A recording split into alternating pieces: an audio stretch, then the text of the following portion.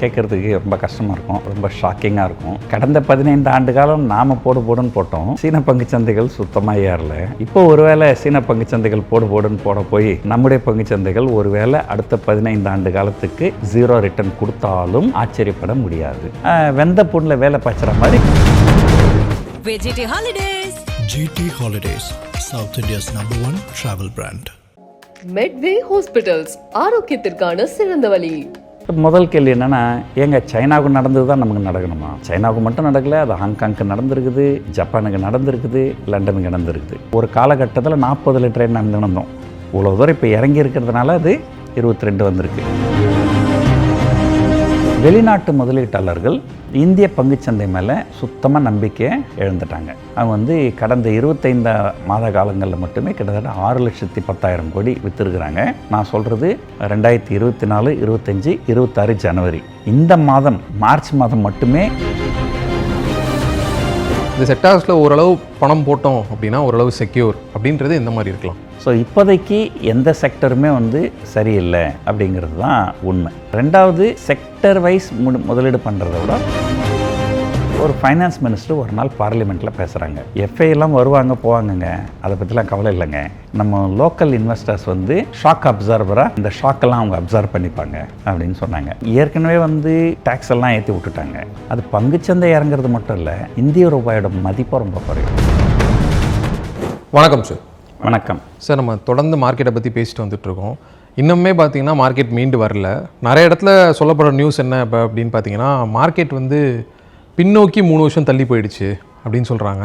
So இது எவ்வளோ தூரம் உண்மை சார்? ஒரு இன்ட்ரெஸ்டிங்கான விஷயம் சொல்கிறேன் கேளுங்க. அது ரொம்ப கேட்குறதுக்கு ரொம்ப கஷ்டமாக இருக்கும், ரொம்ப ஷாக்கிங்காக இருக்கும். ஓகே. 2008 லீமன் பிரதர் கொலாப்ஸ் அப்படின்னு ஒரு பிரச்சனை வந்தது. அப்போது நம்ம நாட்டில் நிஃப்டி அதான் பெரும்பாலும் ஃபாலோ பண்ணுவாங்க.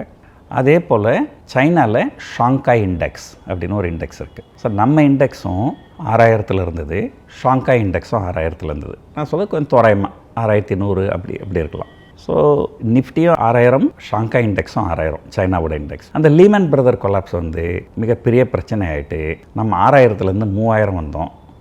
அவங்களும் 6000 3000 வந்தாங்க. நாம் 3000 26,000 போயிட்டோம். 3000 26,000 போயிட்டோம். அது கிட்டத்தட்ட ஒரு 7 மடங்கு 8 மடங்கு. ஆனால் இந்த சைனீஸ் மார்க்கெட்டு 3000 6000 கூட போகலை. எத்தனை வருஷமாக?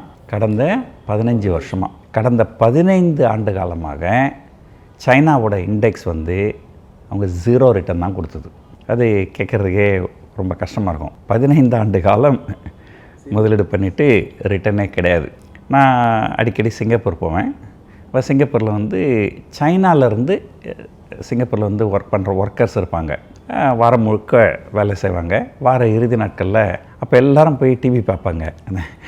ஷேரோட விலை என்ன, நான் இந்த விலைக்கு வாங்கினேன், இன்னும் அந்த விலை வரல அப்படின்லாம் பேசின்னு இருப்பாங்க. எதுக்காக இதை சொல்ல வரேன்னா, ஏதாவது ஒரு பெரிய பிரச்சனை வந்தால் 15 ஆண்டு காலத்துக்கு கூட எத்தனையோ பங்குச்சந்தைகள் ஏறாமலே இருந்திருக்கிறது.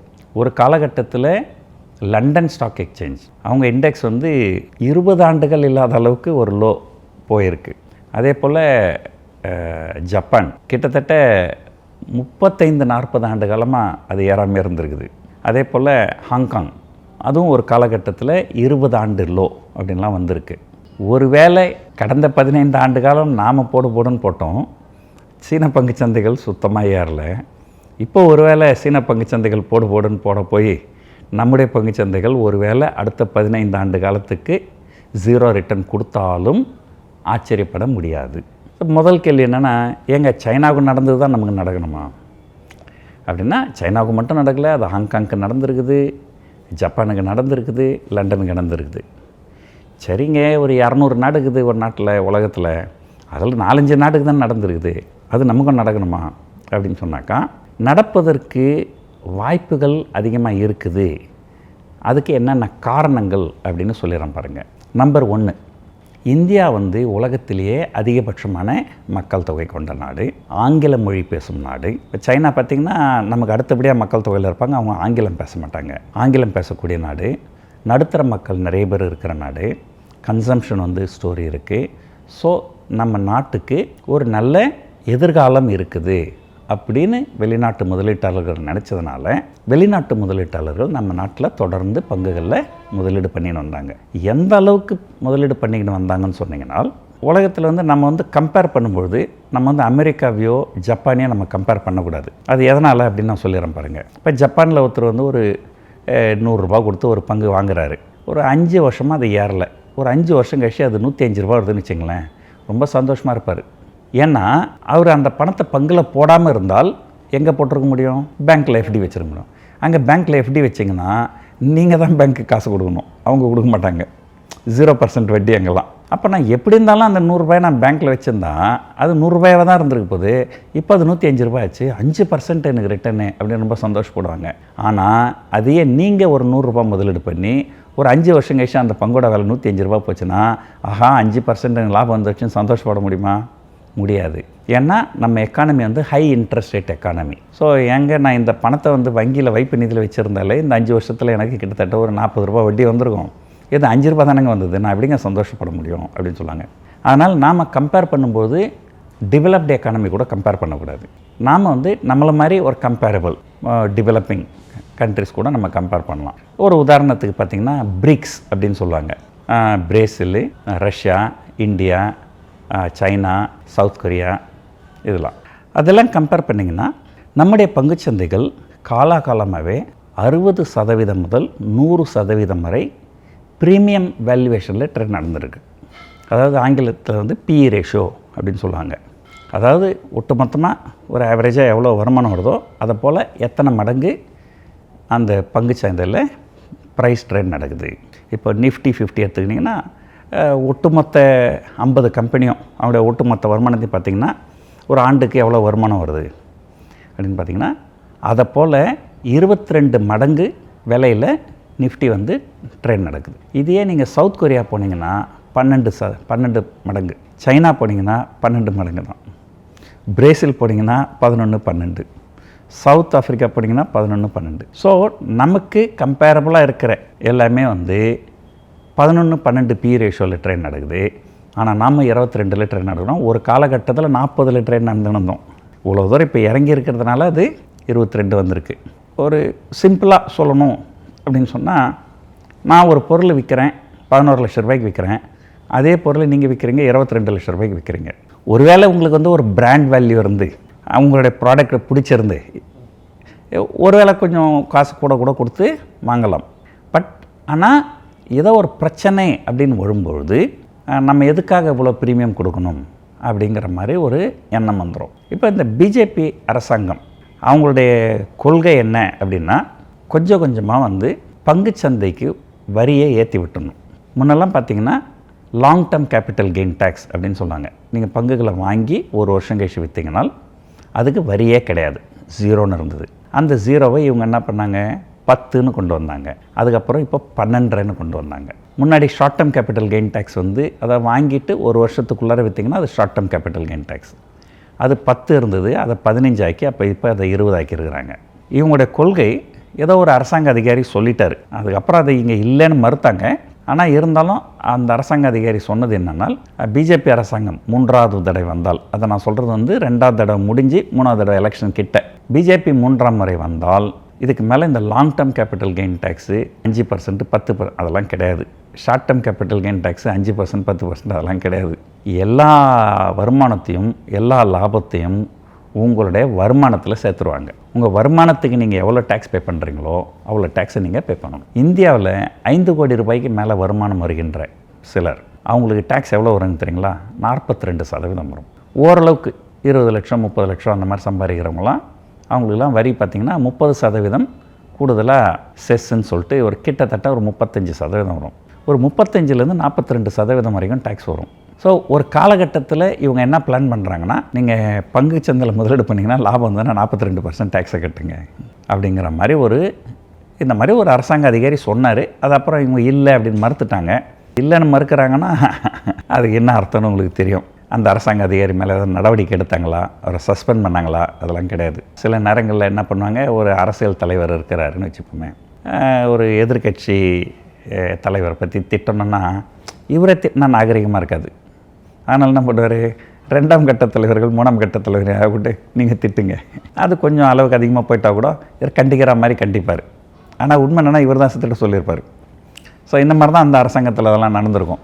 அரசாங்கம் வந்து ஒரு செய்தியை மக்களுக்கு சொல்லணும் அப்படின்னு நினச்சாங்கன்னா அது ஓரளவுக்கு கொஞ்சம் ஷாக்கிங்கான செய்தியாக இருக்கும். அப்படின்னா அதை என்ன பண்ணாங்க, நேரடியாக சொல்ல மாட்டாங்க. சில சேனலை கூப்பிட்டு இந்த மாதிரி ஒரு செய்தி போடுங்க உங்கள் சேனலில் அப்படின்னு அக்கார்டிங் டு சோர்சஸ் இது அப்படின்ற மாதிரி செய்திகளை பரவ விடுவாங்க. அது ரியாக்ஷன் பார்ப்பாங்க. ரியாக்ஷன் கொஞ்சம் மோசமாக இருந்ததுன்னா இல்லைங்க அதெல்லாம் ரூமருங்க அப்படின்வாங்க. ரியாக்ஷன்லாம் பரவாயில்ல, ஒன்றும் பிரச்சனை இல்லைன்னா இவங்க அஃபிஷியலாக டிக்ளேர் பண்ணிவிடுவாங்க. ஸோ இப்போது பார்த்தீங்கன்னா வெளிநாட்டு முதலீட்டாளர்கள் இந்திய பங்குச்சந்தை மேலே சுத்தமாக நம்பிக்கையை இழந்துட்டாங்க. அவங்க வந்து கடந்த 25 மாத காலங்களில் மட்டுமே கிட்டத்தட்ட 6,10,000 கோடி விற்றுருக்குறாங்க. நான் சொல்கிறது 2024, 25, 26 ஜனவரி இந்த மாதம் மார்ச் மாதம் மட்டுமே இது வரைக்குமே அவங்க கிட்டத்தட்ட ஒரு 75,000-80,000 கோடிக்கு விற்றுட்டாங்க. இன்னும் சில நாட்கள் இருக்குது. கிட்டத்தட்ட இந்த மாதம் வந்து கண்டிப்பாக அவங்க வந்து 1,00,000 கோடியை தாண்டி விற்பாங்க. இப்படி தொடர்ந்து பங்குகளை விற்றுக்கினே இருந்தால் ஏன் வந்து அந்த 22 PE ரேஷியோன்றது ஏன் வந்து 11 PE ரேஷியோவுக்கு வரக்கூடாது? அப்படி வந்ததுனால் என்ன நடக்கும்? 50% இறங்கும். பட் 50% இறங்கினா உடனே உங்களுக்கு நாளைக்கோ நாளன்னைக்கோ அப்படிலாம் ஆகிடாது. மேபி ஒரு வருஷத்துக்கு 5% மாதிரி அப்படியே ஒரு கால ஓட்டத்தில் ஒரு 10 வருஷம் கழிச்சு 5% இறங்கி அதெல்லாம். பட் இதுக்கு நடுவில் இந்த நான் சொல்கிறது வந்து அந்த PE ரேஷியோன்றது ஒட்டுமொத்தமாக எவ்வளோ வருமானம் வருதோ அதை போல் எத்தனை மடங்கு அந்த வருமானம் அதிகரிக்கலாம் இல்லையா? அப்போது நான் என்ன சொல்கிறேன், ஒரு வருஷத்துக்கு ஒரு 5% அந்த வருமானம் அதிகமாகுது. ஆனால் இந்த ப்ரீமியம் வேல்யூவேஷன் குறைக்கிறதுக்காக 5% இறங்குது. அப்படி பார்த்தீங்கன்னா இது 5% ஏறும், அது 5% இறங்க, அப்படி வந்து ஒரு ஃப்ளாட்டாக போயிடலாம். இன்றைக்கு தேதிக்கு பார்த்தீங்கன்னா கடந்த 1.5 வருஷத்தில் நம்முடைய பங்குச்சந்தைகள் கிட்டத்தட்ட 15% இறங்கியிருக்கு. ஸோ இன்னொன்று பாருங்கள், அந்த 1.5 வருஷத்தில் நீங்கள் வங்கி வைப்பு நிதியில் பணம் வச்சுருந்தால் உங்களுக்கு 12% வட்டி கிடச்சிருக்கும். ஆனால் இங்கே 15% இறங்கியிருக்கு. அப்படி பார்த்திங்கன்னா உங்களுக்கு டோட்டலாக எவ்வளோ லாஸ்னா, நீங்கள் 100 ரூபாய் வங்கி வைப்பு நிதியில் வச்சுருந்தீங்கன்னா 112 கிடச்சிருக்கும். ஆனால் இப்போ அது வந்து 85 தான் இருக்குது. அப்படின்னா கிட்டத்தட்ட ஒரு 27% லாஸில் இருக்கிறோம். இந்த 27% கேட்சப் பண்ணணும்னு சொன்னாலே இன்னும் எத்தனை மாதங்கள் ஆகுமோ அல்லது எத்தனை ஆண்டு காலம் ஆகுமோ அது வந்து நமக்கு தெரியாது. அதனால் பங்குச்சந்தை அப்படின்றது வந்து பெரும்பாலான சிறு முதலீட்டாளர்கள் இந்த கோவிடுக்கு அப்புறம் தான் பங்குச்சந்தைக்கு வந்தாங்க. இந்த பங்குச்சந்தையினுடைய கோர தாண்டவத்தை அவங்கெல்லாம் யாரும் வரைக்கும் பார்த்துருக்க மாட்டாங்க. இந்த பங்குச்சந்தைகள் பல நாடுகளில் பல ஆண்டுகள் சரியாக பர்ஃபார்ம் பண்ணாமலும் இருந்திருக்கு. பொதுவாக கருத்து என்னென்னா, ஒரு காங்கிரஸ் கவர்மெண்ட் வந்து கொஞ்சம் ஸ்டாக் மார்க்கெட் சென்சிட்டிவாக இருப்பாங்க. அதாவது இந்த அளவுக்கு வெளிநாட்டு முதலீட்டாளர்கள்லாம் இறங்கினா அவர் ஃபைனான்ஸ் மினிஸ்டர் என்ன பண்ணார், எஃப்ஐக்கெலாம் ஒரு மீட்டிங் வைக்கிறேங்க, வாங்க ஏங்க இவ்வளோ விற்கிறீங்க, உங்களுக்கு என்ன பிரச்சனைங்க சொல்லுங்கள், எங்களால் என்ன செய்ய முடியும் அப்படின்னா அவங்க சொல்கிறாங்க, இல்லைங்க நீங்கள் கேபிட்டல் கெயின் டேக்ஸ்லாம் ஏற்றி விட்டீங்க, நாங்கள் வெளிநாட்டு முதலீட்டாளர் எங்கே வேணாலும் போய் முதலீடு பண்ணிக்கலாம், நாங்கள் சைனாவில் முதலீடு பண்ணால் எங்களுக்கு டேக்ஸ் கிடையாது, சவுத் கொரியாவில் முதலீடு பண்ணால் டேக்ஸ் கிடையாது, நாங்கள் எதுக்கு உங்கள்கிட்ட வரணும், ஆனால் அப்படி அதுதான் பிரச்சனைங்களா, சரிங்க நாங்கள் வேணால் கொஞ்சம் இதை குறைச்சிட்றோம், ஏதாவது பண்ணுவாங்க. இந்த பிஜேபி அரசாங்கத்தில் அதெல்லாம் எதுவும் பண்ண மாட்டாங்க. ஒரு தடவை வெளிநாட்டு முதலீட்டாளர்கள் பணம் வந்து நிறைய இங்கே கொண்டு வரவே தான் நம்ம நாடு வந்து இவ்வளவு செழிப்பாக இருந்தது. வெளிநாட்டு முதலீடு இல்லாமல், வெளிநாட்டு பணம் இல்லாமல் நம்மளால் ஒன்றுமே பண்ண முடியாது.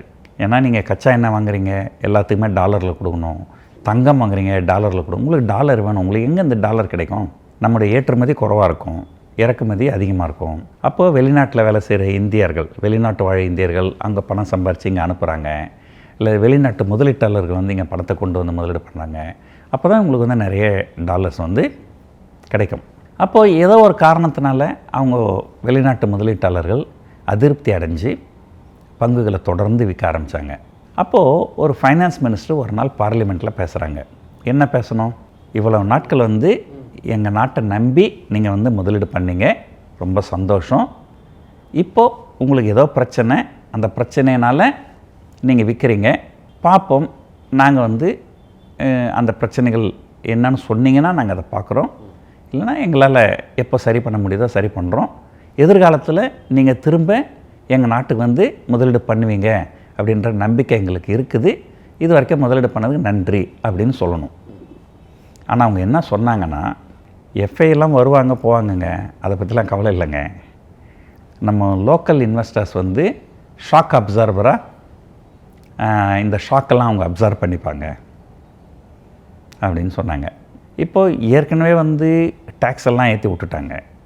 அப்புறம் இந்த மாதிரியான ஒரு ஸ்டேட்மெண்ட்டு அது ஒரு சில எஃப்ஐஸ்க்கு வந்து அது ஒரு கோபத்தை ஏற்படுத்தலாம். என்னங்க எத்தனை பில்லியன் கணக்கில் நம்ம வந்து இந்த நாட்டை முன்னுக்கு கொண்டு வர்றதுக்காக அவங்க லாபத்துக்காக தான் வந்தாங்க, பட் இருந்தாலும் கொண்டு வந்தாங்க இல்லையா.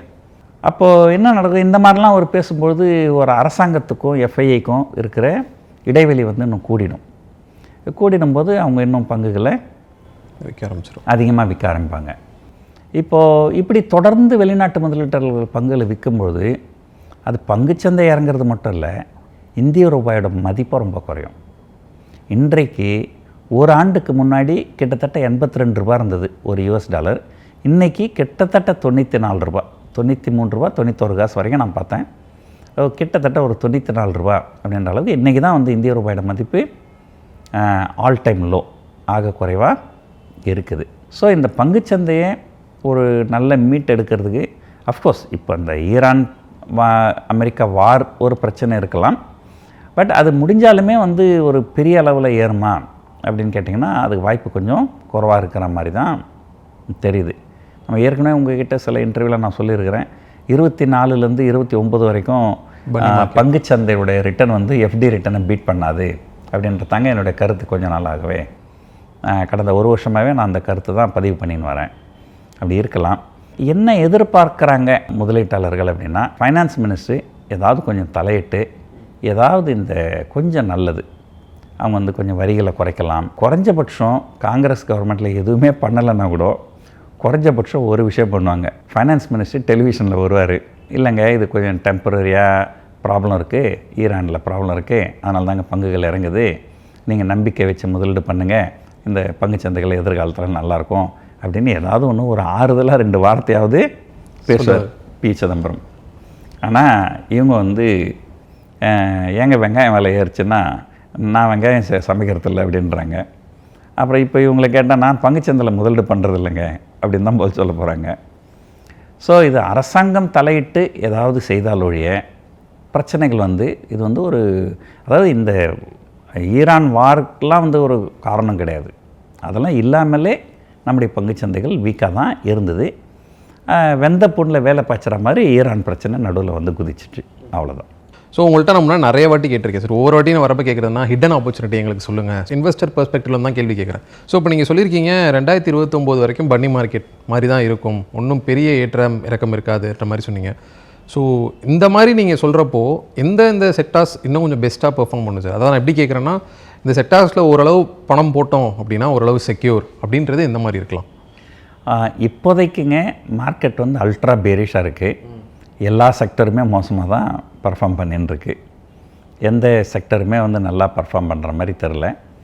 கடந்த ஒரு வருஷமாக பார்த்திங்கன்னா ஆட்டோமொபைலும் இந்த ஜிஎஸ்டி வரிகள்லாம் குறைச்சாங்க ஒரு வருஷம். அதுக்கப்புறம் ஆட்டோ செக்டர் நல்லா பர்ஃபார்ம் பண்ணிச்சு, பேங்கிங் செக்டர் நல்லா பர்ஃபார்ம் பண்ணிச்சு. இப்போ பேங்க்ஸ் தான் ரொம்ப அதிகமாக விழுது. இந்தியாவில் இருக்கிற நம்பர் 1 பேங்க் கம்பெனி எதுன்னு கேட்டிங்கன்னா அது HDFC பேங்க்கு.